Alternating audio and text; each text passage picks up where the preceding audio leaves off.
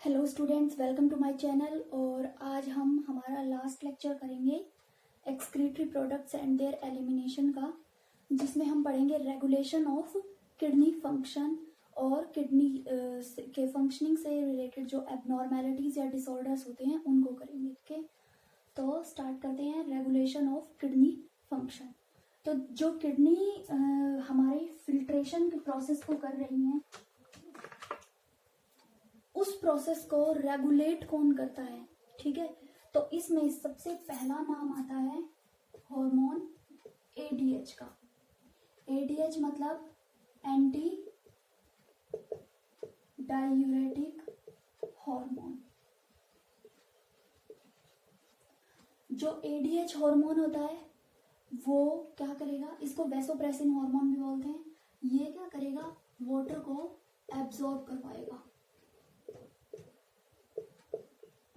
Water को absorb करवाएगा और जो यूरिन प्रोड्यूस हो रहा है उसको कंसंट्रेट करने में हेल्प करेगा। ओके, दूसरा इसमें आता है रास system, renin angiotensin aldosterone system. ठीक है, रेनिन एंजियोटेंसिन एल्डोस्टेरोन सिस्टम।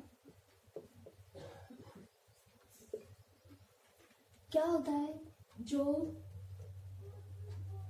जैसे ही ग्लोमेरुलर फिल्ट्रेशन डाउन होती है, मतलब जीएफआर जो होता है वो डाउन जाता है, तो जीएफआर कम हो रहा है। ये क्या करेगा? ये जेजी सेल्स जो जक्स्ट्रा ग्लोमेरुलर सेल्स होती हैं उनको एक्टिवेट करेगा। जैसे ही जक्स्ट्रा ग्लोमेरुलर सेल्स एक्टिवेट होंगी, ये क्या करेंगी? रेनिन प्रोड्यूस करेंगी। ओके, अब ये जो रेनिन होगा ये क्या करेगा? एंजियोटेंसिनोजन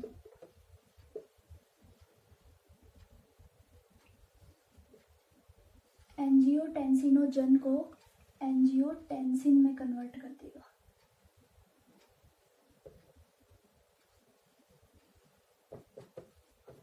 ओके, तो क्या बताया? जीएफआर जैसे ही डाउन होगी, जेजी सेल्स एक्टिव हो जाएंगी, जक्स्ट्रा ग्लोमेरुलर सेल्स, और वो रेनिन प्रोड्यूस करना स्टार्ट कर देंगी।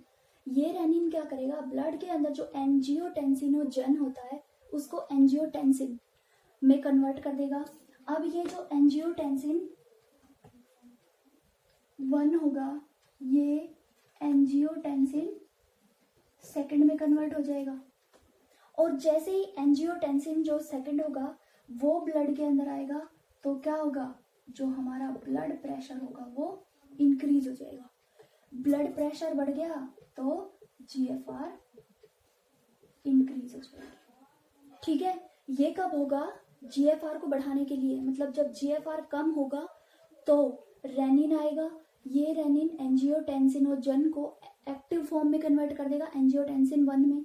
अब ये एंजियोटेंसिन 1 जो होगा एंजियोटेंसिन 2 में कन्वर्ट हो जाएगा और ब्लड प्रेशर को बढ़ा देगा। जैसे ही ब्लड प्रेशर बढ़ा, जो जीएफआर होगी वो अपने आप बढ़ जाएगी। ठीक है, नेक्स्ट है इसमें तीसरा है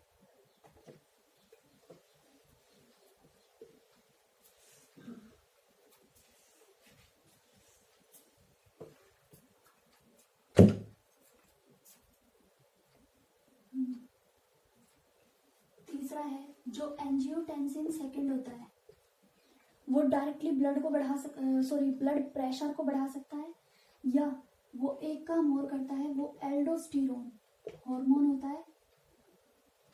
एल्डोस्टेरोन की कंसंट्रेशन को बढ़ा देगा, यानी एल्डोस्टेरोन को सिक्रीट करना स्टार्ट करवा देगा, जिसकी वजह से जो जीएफआर होगी वो बढ़ जाएगी। जो एल्डोस्टेरोन होगा वो क्या करेगा?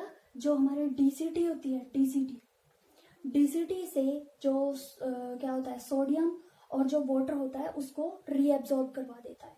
तो ये डीसीटी के ऊपर जाकर एक्ट करेगा, डिस्टल कन्वोल्यूटेड ट्यूबुल, वहां से सोडियम और वाटर को रीएब्जॉर्ब करवाएगा, जिसकी वजह से जीएफआर जो होगी वो इंक्रीज हो जाएगी। और लास्ट आता है इसमें ANF।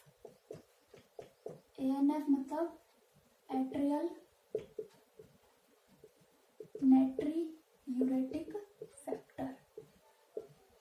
ये क्या करेगा, एट्रियल नाइट्रियूरेटिक फैक्टर जो होता है वो जो ANF होता है वो क्या करता है, एक परफेक्ट वेसोडाइलेटर होता है। ये क्या होता है, एक वेसोडाइलेटर होता है। वेसोडाइलेटर होगा तो क्या करेगा, ब्लड प्रेशर को कम कर देगा।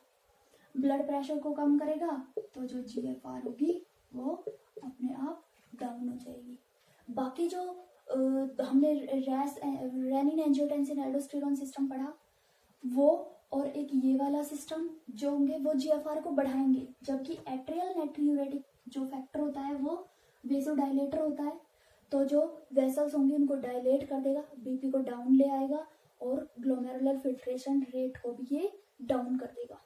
ठीक है, अब है अगला टॉपिक है मिक्सचरेशन।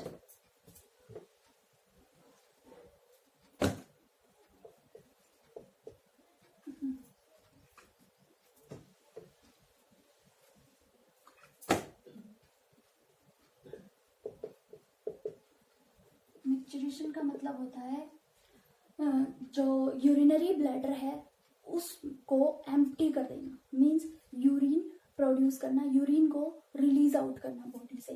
तो रिलीज आउट ऑफ यूरिन। ठीक है, क्या होता है, जैसे ही यूरिनरी ब्लैडर फिल हुआ,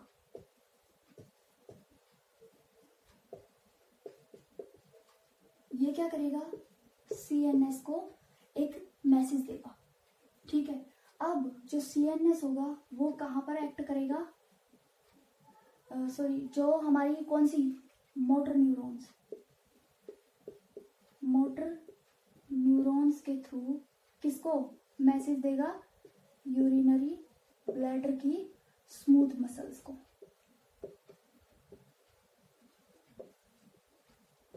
और स्मूथ मसल्स जो होंगी वो क्या करेंगी, कॉन्ट्रैक्शन करवाएंगी। और जैसे यूरिनरी ब्लैडर की वॉल के अंदर कॉन्ट्रैक्शन स्टार्ट होगा, वैसे ही जो यूरिनेशन होगा वो हो जाएगा। ओके, क्या होगा, जैसे यूरिनरी ब्लैडर फिल होगा तो जो हमारा सेंट्रल नर्वस सिस्टम है उसको एक मैसेज जाएगा। वो जो मैसेज होगा अब उसकी इंटरप्रिटेशन होगी, और जो मोटर न्यूरॉन्स होंगे उनके थ्रू जो रिस्पॉन्स है वो कहाँ आएगा, यूरिनरी ब्लैडर के पास। और वहाँ की जो स्मूथ मसल्स होंगी उनके अंदर कॉन्ट्रैक्शन स्टार्ट करवा देगा। जैसे ही कॉन्ट्रैक्शन होगा वैसे ही हमें अर्ज होती है, it's urge for urination, and हम जो यूरिनेशन की प्रोसेस होती है वो हो जाती है। ठीक है, तो ये क्या है, वॉलंटरी प्रोसेस है जो कि यूरिनरी ब्लैडर की स्मूथ मसल से रेगुलेट होती है। ओके, और इसमें मेन रोल कौन प्ले करता है, हमारा सेंट्रल नर्वस सिस्टम। ठीक है, तो क्या है, लगभग हम एवरेज किसी हेल्दी इंडिविजुअल के अंदर 1 to 1.5 लीटर यूरिन प्रोड्यूस होता है, जिसमें लगभग कितना 25 से 30 ग्राम यूरिया होता है, बाकी वाटर होता है। ठीक है, और ये क्या होता है, ये पेल येलो कलर का होगा और इसकी pH होगी क्या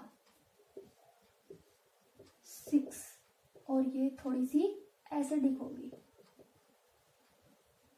स्लाइटली एसिडिक। हो गया, नॉर्मली 1 to 1.5 लीटर यूरिन। अगर किसी ऑर्गेनिज्म के किडनीज जो हैं वो अच्छे से फंक्शन कर रही हैं, उसमें से 25 से 30 ग्राम यूरिया होगा, बाकी वाटर होगा। ठीक है, और जो यूरिन होगा वो पेल येलो कलर का होगा, उसका pH 6 होता है जो कि स्लाइटली एसिडिक होगा। इसके बाद है जो हमारी किडनी होती हैं उनके अलावा भी एक्सक्रीट जो हमारी बॉडी के वेस्ट हैं उनको रिमूव करने के लिए और भी सिस्टम्स होते हैं, तो हम बताएंगे यहाँ पर role of other organs.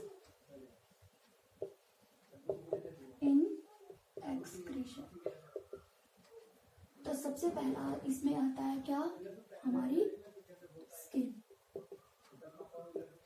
Skin से क्या होती है, स्वेटिंग होती है।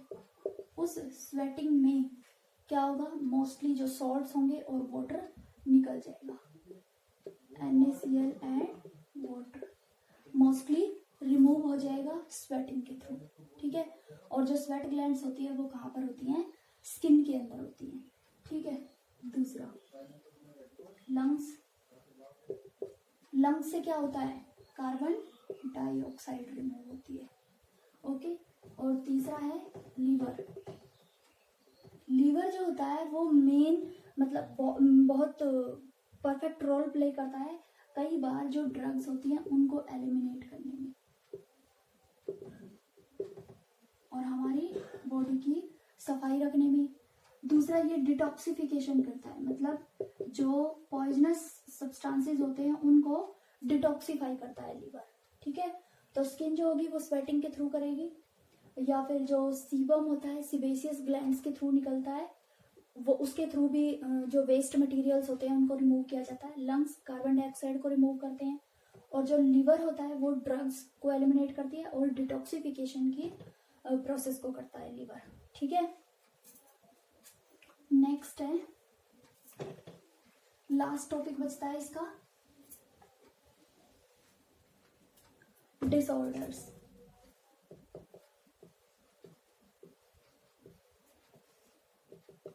तो डिसऑर्डर्स में सबसे पहला है,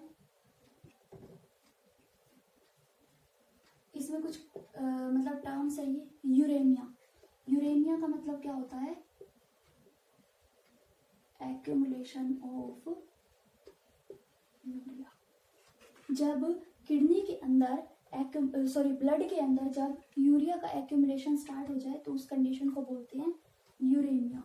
दूसरी है ग्लाइकोज यूरिया, ग्लूकोज इन यूरिन। ये कब होता है, जब डायबिटीज की कंडीशन होती है तो ग्लूकोज आता है यूरिन के साथ। ठीक है, तीसरा है किडनी फेलियर।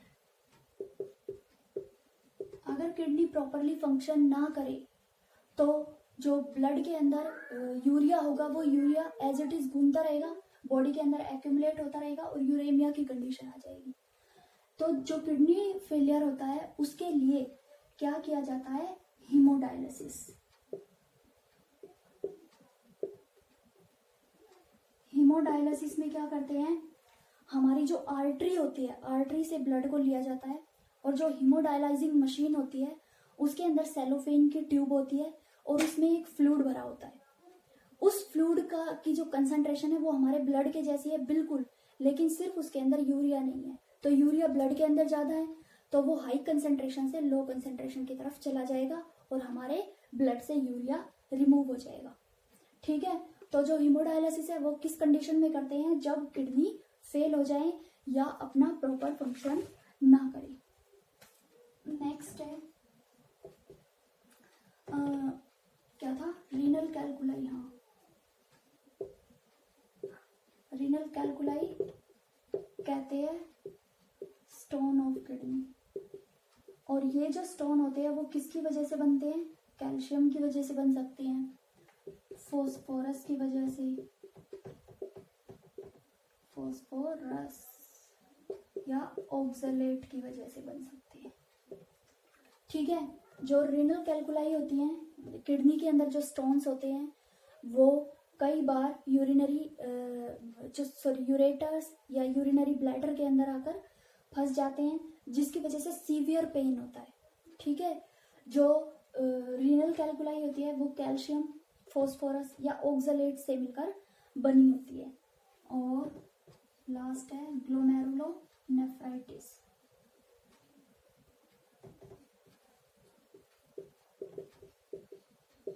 क्या होता है इसमें, इन्फ्लामेशन ऑफ ग्लोमेरुलस। ठीक है, ग्लोमेरुलोनेफ्राइटिस में क्या होता है, जो ग्लोमेरुलाई होते हैं उनके अंदर सूजन आ जाती है। ठीक है, और इसका जो सिम्टम होता है, वो मेन सिम्टम क्या होता है कि जो यूरिन होता है उसके साथ ब्लड सेल्स आने लगती हैं। तो जैसे ही ब्लड सेल आएंगी, पेन होगा, तो हमें ये एक क्लियर इंडिकेशन होता है कि जो ग्लोमेरुलस हैं उनके अंदर इन्फ्लामेशन आता है।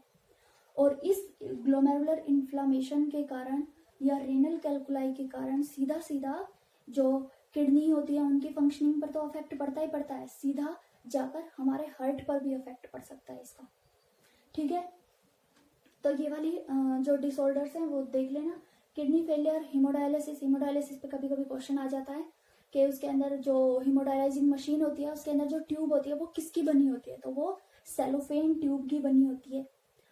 अगर किडनी फेल हो गई है तो उसका एक सबसे बेस्ट सॉल्यूशन होता है क्या, किडनी ट्रांसप्लांटेशन। लेकिन जो किडनी ट्रांसप्लांटेशन है वो अगर क्लोज रिलेटिव्स के बीच में हो तो वो ज़्यादा बेटर होता है, क्योंकि हमारा जो इम्यून सिस्टम होता है वो उसको रिजेक्ट भी कर सकता है। ठीक है, तो ये यहाँ तक हमारा ये चैप्टर कंप्लीट होता है। ठीक है, तो इसके जो नोट्स है वो बना लेना, और जो भी इसके इम्पोर्टेंट डायग्राम्स हैं वो भी आप अपनी नोटबुक में ड्रॉ कर लेना। ओके, अगर वीडियो अच्छी लगी हो तो प्लीज़ लाइक करना, और चैनल को सब्सक्राइब नहीं किया है तो चैनल को सब्सक्राइब कर देना। Thank you.